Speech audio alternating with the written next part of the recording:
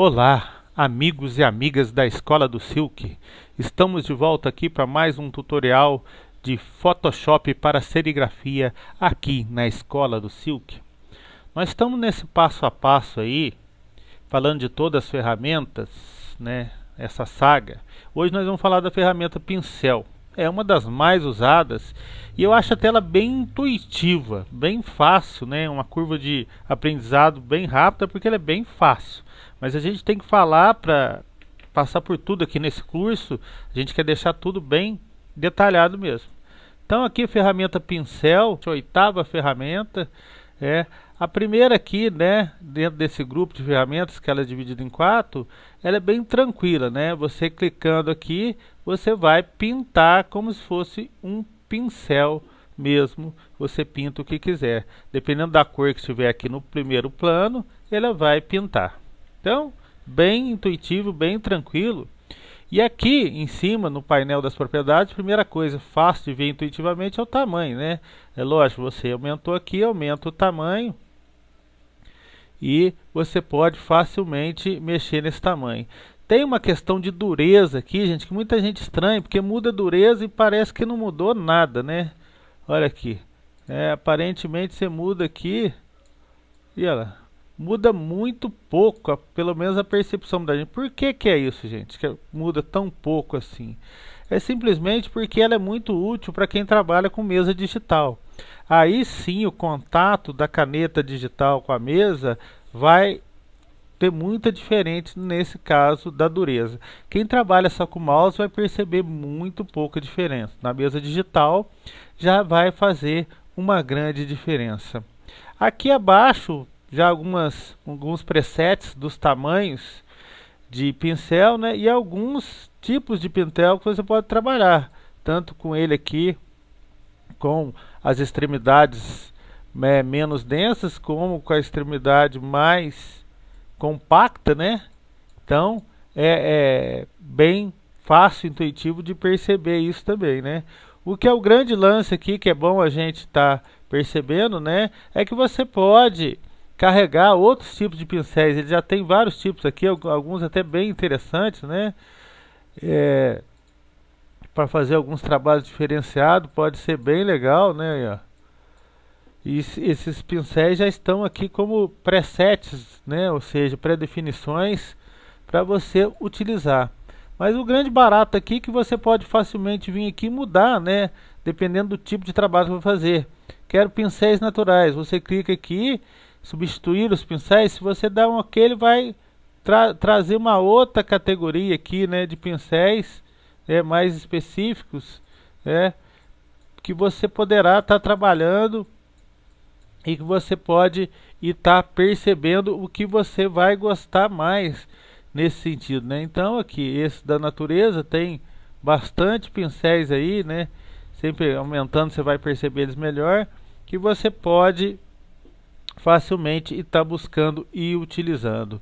Outra questão que é bastante interessante estar percebendo aqui, que você pode facilmente redefinir os pincéis, quer dizer, voltar, não, mas nossa, eu mudei, eu quero voltar para aquilo lá, aquele começo que você gosta. Clicando em redefinir os pincéis, ele vai se perguntar novamente se você quer substituir, dê um OK, ele volta facilmente para aquelas configurações iniciais. Então essa ferramenta, eu acho ela bem intuitiva, bem tranquila, né, de você estar mexendo, né? O interessante é que você tiver com a janela de cor aqui também, você pode mudar a alteração ali, em vez de mudar aqui, você rapidamente muda ali, né? Pode ser mais rápido, se você achar melhor. Outra coisa bem interessante que eu acho que muitas pessoas demoram um pouco a perceber, é o atalho, que rapidamente você aumenta e diminui seu pincel, né? Isso aqui para mim é de uma utilidade sem tamanho, porque toda vez você tem que ir lá, pegar aqui e mudar, parece que não, mas é alguns segundos no teu dia a dia que vão embora, né? E com os atalhos do colchete, né? O colchete de abrir ele diminui, o colchete de fechar ele aumenta o pincel. Então isso aqui é extremamente importante a gente estar percebendo aqui para estar melhorando a nossa agilidade do dia a dia aqui. Eu falo muito, né, como uma questão muito interessante também, né? O Ctrl mais para você chegar perto e a barra de espaço para você estar mexendo aqui com a tua ferramenta e voltando naturalmente, na hora que você solta, para a ferramenta que você está trabalhando. Então esses são alguns atalhos, né? Que você facilmente vai agilizando muito o teu dia a dia aí, principalmente quando está trabalhando com a ferramenta pincel. Então, uma coisa que é muito interessante, que gera muita dúvida, é qual a diferença do pincel e do lápis, porque teoricamente também não tem muita diferença, né? Vou deixar aqui, por exemplo, tamanho 20, vamos deixar aqui 30, tamanho 30. Eu estou no pincel, então eu vou aqui 30 pincel. Estou no lápis, desculpa, estou no lápis aqui, ó, 30 no lápis. Aí eu passo aqui para o pincel. Vamos pôr o mesmo tamanho aqui, né? 30. E se eu vir aqui, ó, parece que é a mesma coisa. Então, muita gente estranha muito isso aí, né? O que será que acontece? Vamos dar um zoom aqui, né? Para a gente entender que a diferença está só na suavidade ou na dureza que o pincel tem. Então, a gente percebe aqui que com o pincel, né, a gente está no pincel, a gente percebe uma certa suavidade aqui nas bordas, como se fosse um pincel mesmo. Quando a gente está com o lápis, ele é mais forte aqui, ó, parece que ele vai até rasgando um pouco aqui nas beiradas, né? Eu particularmente não uso lápis, né? Isso aí é muito a gosto, tem certas ferramentas que vai mais pelo gosto pessoal. Eu particularmente não uso muito o lápis no meu dia a dia, certo? Agora, gente, o que eu não comentei do pincel é a respeito também da opacidade, né, e do fluxo, né? Porque outra coisa que às vezes demora-se para perceber é que ele tem essa questão da opacidade e tem o fluxo, que muitas vezes parece ser a mesma coisa, né? Então vamos pegar aqui, né? Vamos pegar uma cor aqui, opacidade 100%, ele pinta forte o pincel, né? Tranquilo de perceber. Aí se eu vim aqui mudar a opacidade, ele vai pintando suavemente, suavemente, tá? Tranquilo de perceber isso, né? Mas vamos lá. E o fluxo? O fluxo, deixar a opacidade 100%, mexer no fluxo. Se eu deixar o fluxo com pouca, ele suaviza também, né? Aparentemente parece que é a mesma coisa. Olha lá, suavizou. Qual que é a diferença da opacidade para o fluxo? Então vamos lá, pessoal. A grande diferença aqui é que se eu pegar o fluxo 100% e diminuir a opacidade, quando eu seguro o botão do mouse e vou segurando, ele vai pintando tudo sem mudar o tom. Olha lá, ele fica na mesma opacidade. Se eu já solto e vou de novo, aí ele vai somando a opacidade, como se fosse 23, com mais 23, mais 23, tá? Olha lá. Então, quanto mais eu vou somando, ele vai pintando por cima. Mas se eu ficar com o botão segurado, eu posso ir quanto eu quiser, que ele vai manter a mesma opacidade, tá? Então, segurei o botão, vou até deixar o pincel maior um pouco aqui.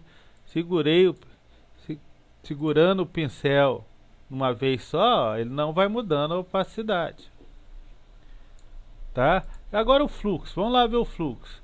O fluxo, então deixa a opacidade 100%. O fluxo, quando eu diminuo ele aqui, ó, vocês vão perceber que no centro ele é forte, nas beiradas ele vai ficando um pouco mais fraco, tá? Então isso é uma grande diferença que você vai entender agora, ó. Se eu diminuir mais um pouquinho aqui do meu fluxo, aí passa. Se eu voltar mesmo segurando, ó, ele vai preenchendo, porque ele está suave só na beirada. O centro dele ele é bem forte. Então, se eu segurar aqui e for passando, ele vai preenchendo completamente. Então, o objetivo do fluxo é se eu quero deixar uma extremidade do meu pincel mais suave, né? Olha lá. Ele vai fazendo os nuances com um fluxo, é como se ele fosse fazendo pequenos degradês no fluxo, né? Lá, pode ver que ele tem lá. Vai tendo um fluxo diferente de cada cor, né?